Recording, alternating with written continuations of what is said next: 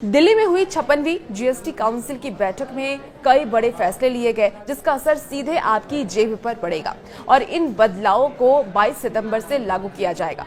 सरकार ने इस बार रोजमर्रा की कई जरूरी चीजों पर जीएसटी दरें घटा दी है और इसका फायदा दुकानों से सामान खरीदते समय आपको कम कीमत चुकाने के रूप में मिलेगी। सबसे बड़ी राहत खाने पीने के सामान पर दी गई है। ब्रेड, रोटी और चना पनीर पर अब कोई जीएसटी नहीं लगेगा और इसके अलावा 33 जरूरी दवाइयों के दाम भी कम कर दिए गए हैं। इसके इलाज का खर्च भी घटेगा।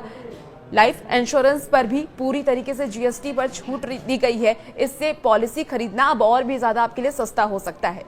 आपको बता दें कि छोटी कारों 350 सीसी तक की बाइक पर जीएसटी 28% से घट करके 18% कर दिया गया है और इसका मतलब है कि गाड़ी या बाइक खरीदने का सपना अब पहले से ज्यादा सस्ता हो सकता है। यानी कि अगर आप भी गाड़ी खरीदने का, कार खरीदने की या फिर बाइक खरीदने का सोच रहे हैं तो अब आप आराम से ले सकते हैं।